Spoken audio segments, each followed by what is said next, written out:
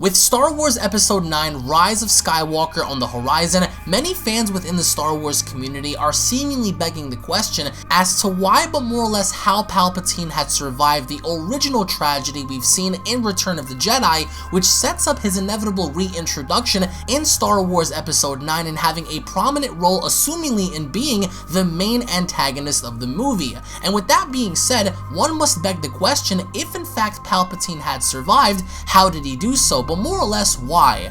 Why would Palpatine, assumingly enough, fake his death in order to further an agenda? Well, Palpatine, Darth Sidious, was all about deception. That was his original MO from the very beginning. If you guys go back and remember one of his quotes as stated, "Everything is proceeding as I have foreseen."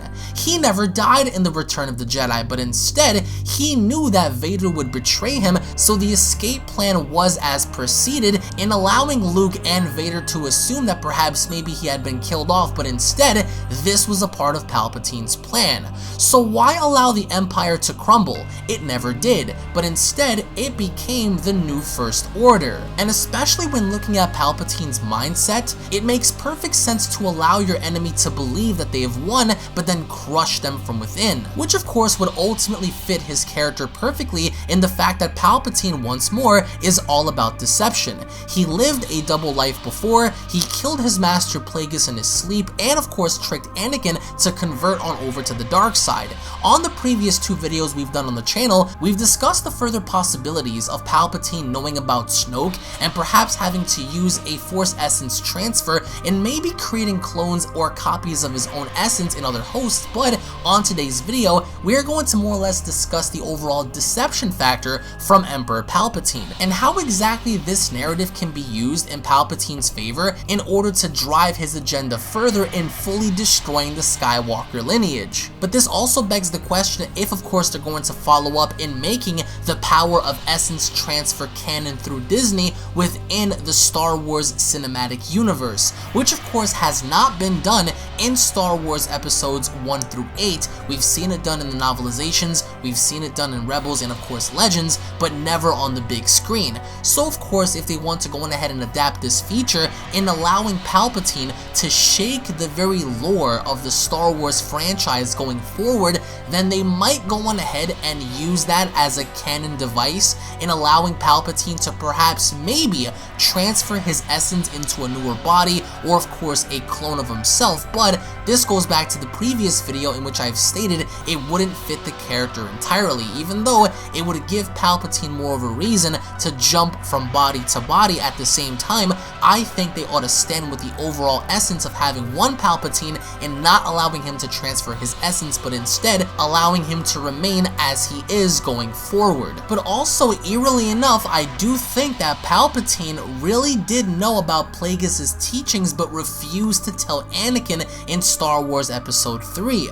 My theory here is I do believe that Palpatine knew about cheating death and the gift of immortality, but refused to tell Anakin because he knew if Anakin had discovered his secrets, he would be able to destroy Palpatine and perhaps maybe take his place. When Palpatine was quote killed by Vader, I do think that that was the perfect opportunity for Palpatine to use the secrets and teachings that he had acquired to maybe perhaps transfer his essence either A into another clone or body, or thus preserve his own life by cheating death entirely but having to be badly injured. But just like many Sith in history, they remain hidden until the time is right to strike, because each body Palpatine inhibited would eventually age and wither away and die. This is only of course if we want to count the main canon of the power essence transfer in Star Wars Episode 9, which to that, since the Emperor will be returning, it would only force Rey and Kylo Ren to join forces in having to combat such a powerful adversary just as they did in Star Wars Episode 8 The Last Jedi. We've seen Rey and Kylo Ren work together before, so it wouldn't be impossible in seeing Rey and Kylo team up to fight the Emperor, but the only question is how exactly is this story going to end?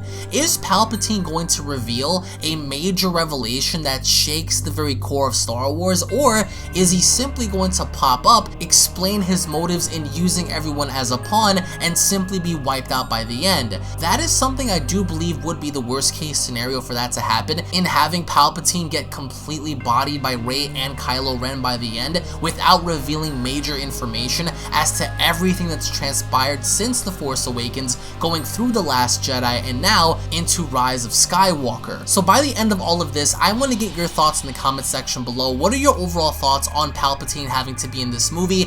Do you guys think that perhaps they're going to introduce the canon version of the power of essence transfer, or are they going to explain a different method as to why he's alive? Also, if you guys have any theories of your own to share, be sure to go on ahead and drop your theories and comments down in the comment section below. Thank you all so much for watching, guys. Once more, if you guys are new to this channel and of course are fans and love Star Wars, then be sure to go on ahead and punch that subscribe button and turn on all notifications by clicking on the bell icon to never miss a single video. And if you guys are stoked, ready, and excited for Star Wars Episode 9, then be sure to go on ahead and slap a big fat like down below. Tune back in for the next video, check out the previous Star Wars discussions and theories down below, and I'll be seeing each and every single one of you guys down in the comment section below. Have a great day, everybody. Peace.